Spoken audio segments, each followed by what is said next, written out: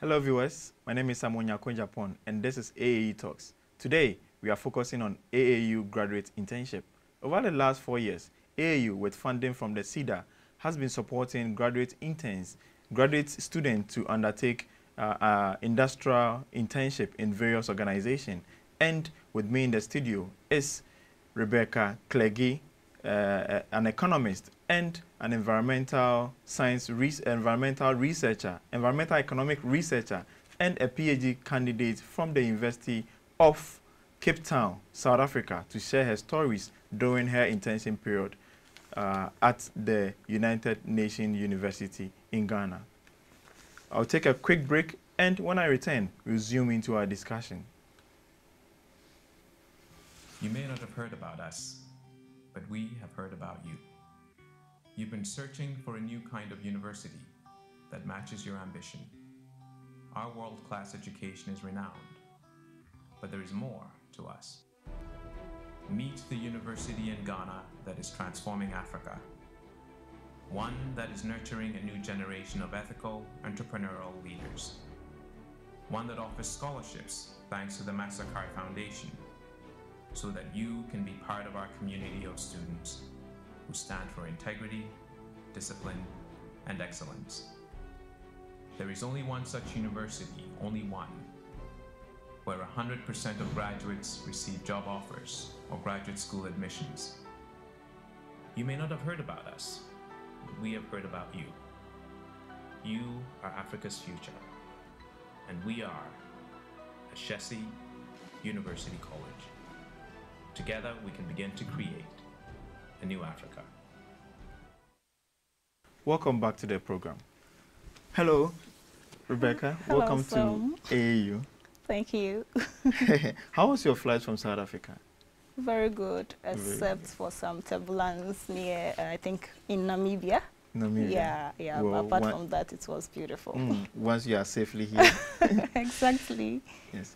So, which year was your internship period?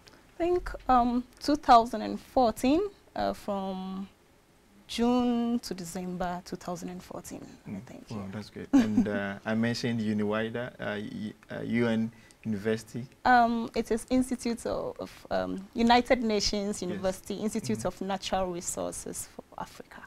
Oh, okay. Yeah. Okay. So what was your role? So it's INRA. INRA. Yes. Oh, yes. I thought UniWider. No, yes. That's two different organizations. Sure. Yeah. Okay. So what was your role? Tell us about your role. So my major role was to assist top-notch researchers. And virtually I was assisting in proposal writing, yes. report writing, and statistical and econometrics analysis. Wow. So that was my major role. Wow. So with someone with a background in economics and you were doing environmental research. Yes, I get that a lot.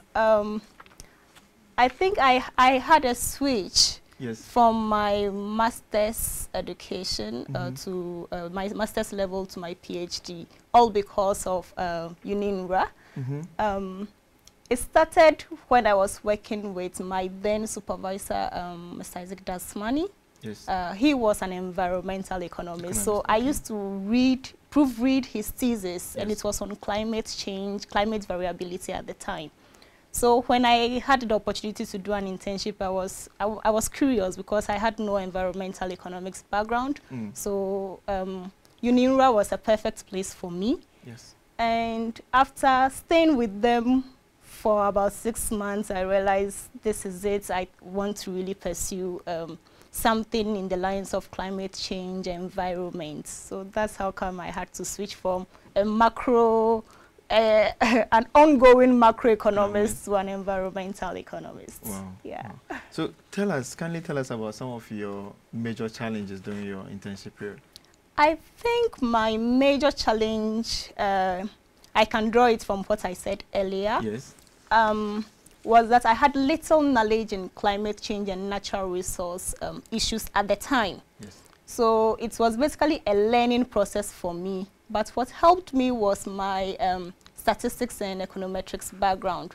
So whilst the researchers were doing more of the writing, I was doing more of the analysis. Yes. Oh, okay. So we were able to help each other. And by the time I finished, I was able to do some very good writing in environmental economics. Wow. Yeah. So what did you learn during your stay there? Yes, a lot about proposal writing, because UniInra doesn't really have support, financial support. They write proposal, get funding, and that is what supports the institution. Yes. So it's on its own, even though the mother body is UN. Yes, so I learned a lot of proposal writing, because we have to go for bidding through our good proposals. So I did a lot of proposal writing, helping the researchers to write proposal, and I think we landed a very good funding at the time. Yeah, I think it was a PP. Yeah, we had a very big. Yes, I only assisted. You know, I wasn't the main researcher like at the time. So yes. So what would you say are your major achievements during your time, during your internship period? Yeah, the first one is, I think through my internship, I was able to publish, I think, my first major paper that was on extractive resources, global volatility, and African growth prospects, with the director of UniInra. And we started during my internship, and we finally got it published. That was last year, January last year. That's one. And my second major achievement, will I say achievement? Yeah.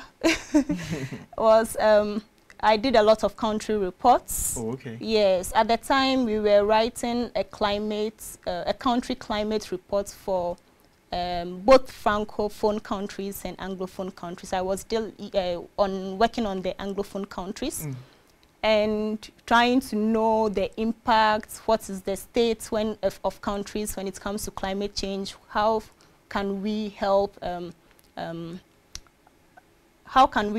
or assist, what are the measures that we can use to assist so that we can reduce the evolving climate in these countries. So we wrote a lot of country reports, and I'm proud I was part of that. Yeah. Sorry to do cold calling, but what can you give us a brief of maybe one of the drafts that you wrote during your internship, and then tell us about the climate change situations and the measures that we can take to solve them? Wow, that's deep, because this country report was just like an overview. What I did was looking at the demographics, maybe. So if we take Ghana, what is our population size? What have been the effects? What has been, what has the global warming actually, what has happened to Ghana in terms of climate change? And so it was more of demographic. It didn't have specific. My top researchers actually did the nitty-gritties at the time. So I don't want to take the credit for their work. So yes, I did a lot of the background studies of these works. Yeah. All right. So you are currently enrolled in a PhD program. Can you attribute your internship to this success in your life, or this milestone in your life?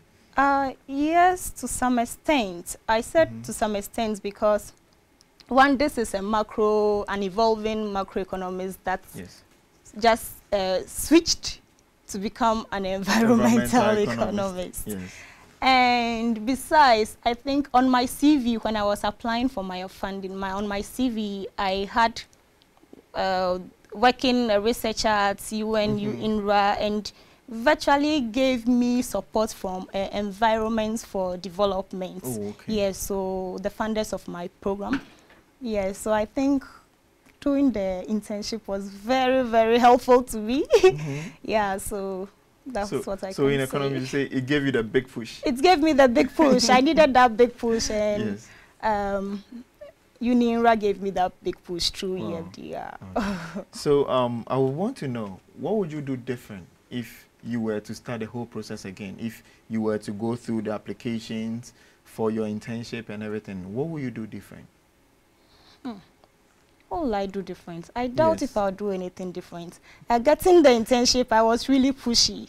With you and UNINRA, I was really pushy because at the time, I really didn't have an idea of where to do my internship. I knew I wanted a top-notch institution, but in terms of contacts, I saw the ad very late, so I had about less than 2 weeks to secure a position.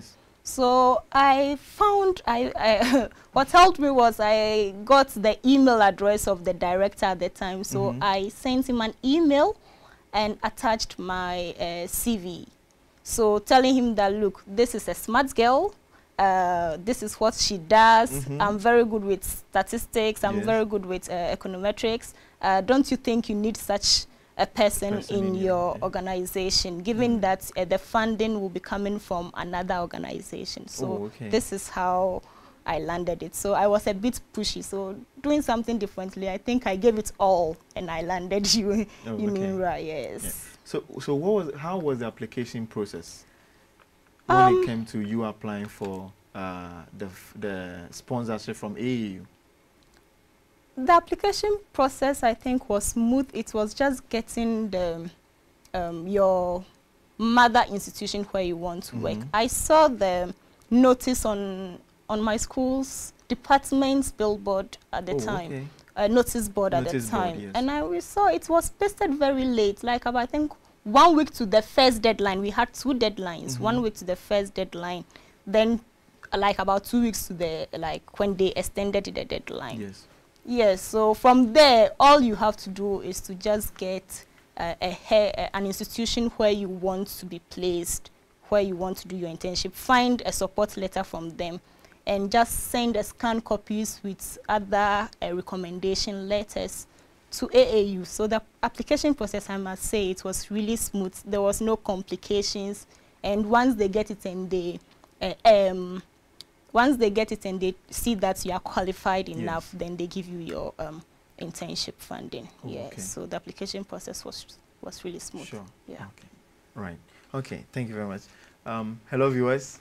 It's been a wonderful discussion with Rebecca here at the studio, and she's mentioned the process that she had to go through to make her applications to AAU, then her experience during her internship period. It's been wonderful sharing her experience so far. We are going for a quick break, and when we are back, we'll go into what she's currently doing as a PhD candidate.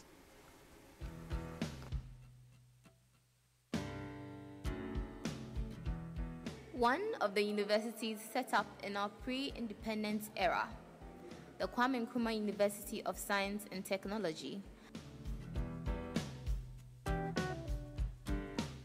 Our international reputation has and continues to soar as a reference point in matters of science and technology, research and education.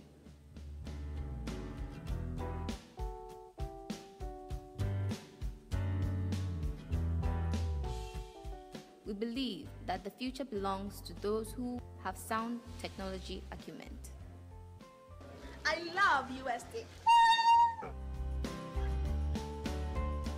I love KNUST.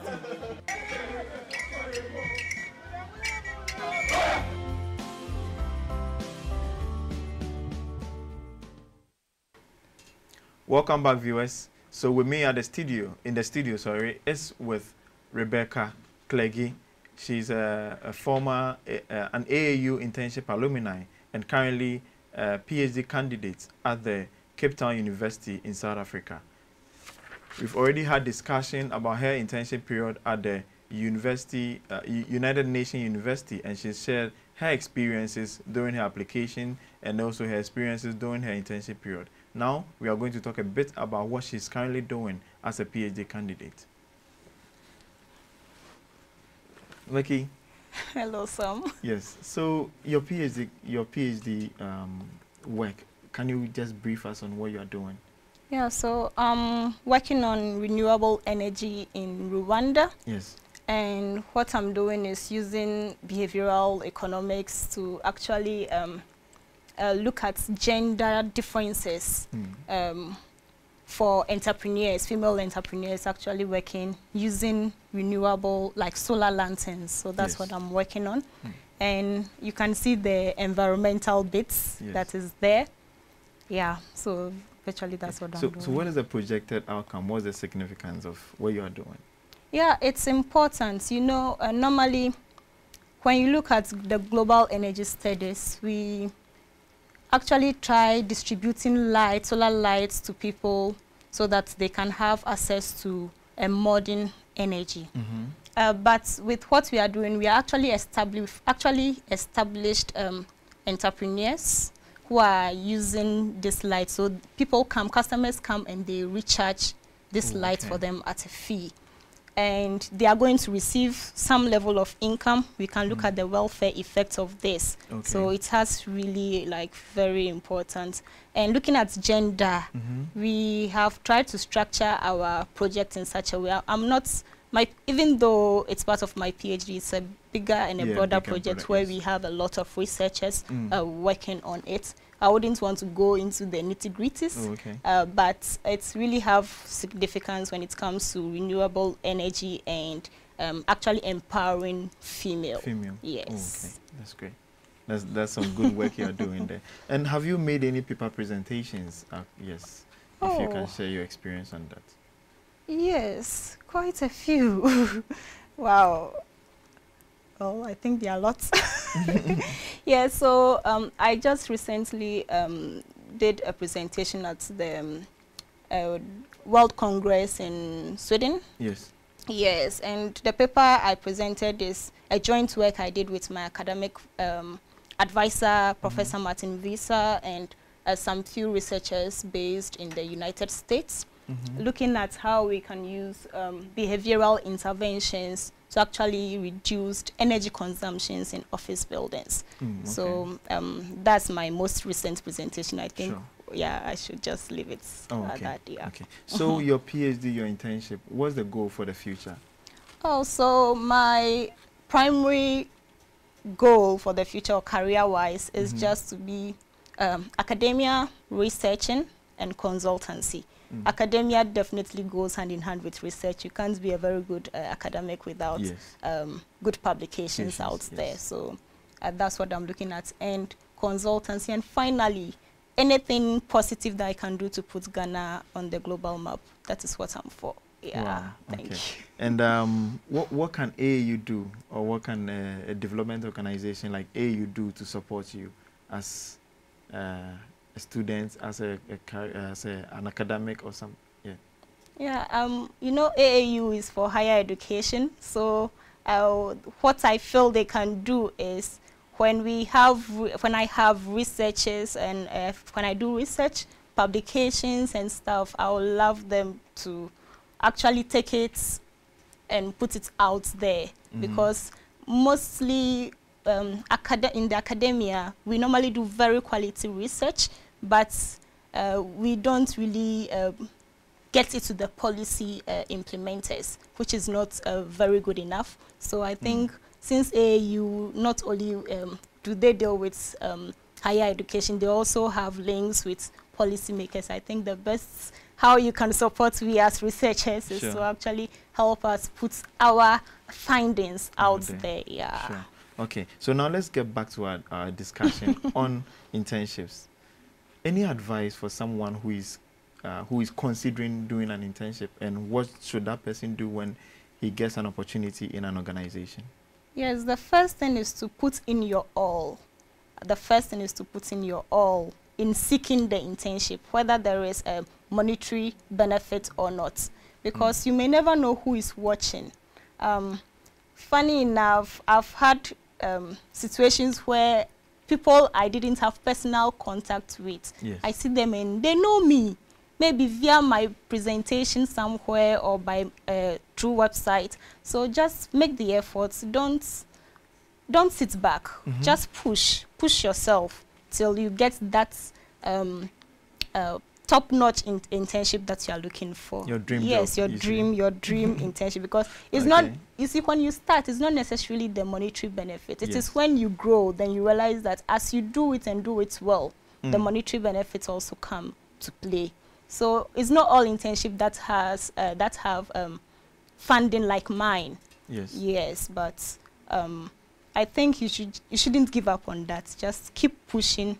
Write the emails to 1,000 organizations. Maybe your CV will catch the eye of the director one day, like it did with mine. Okay. So what about your last words for prospective PhD candidates who wants to apply or wants to go into PhD? Wow, I'm wrapping up with my PhD, sure. I must say. So I will say be ready to face the challenges. As I'm wrapping up with I'm still facing a lot of challenges. Just be ready to face the challenges and make up your mind that you really want to do this. That is the only way that you don't lose the momentum in the middle of it, because it can be stressful, I must tell you. Okay. Yeah. All right. Thank you very much, Rebecca, for being with us at in the studio. Sorry. Thank you very much for having me. All right. Hello, viewers. It's been a wonderful discussion with Rebecca. She is an AAU alumni when it comes to internships, and she shared her internship experience with us and her PhD, current PhD experience with us also. And she's also given us advice as to how, as people who want to also engage into, as students who want to engage into internship in various organizations, the do's and don'ts in during our internships also. So it's been a wonderful discussion. Let me say bye-bye and keep watching AAUTV.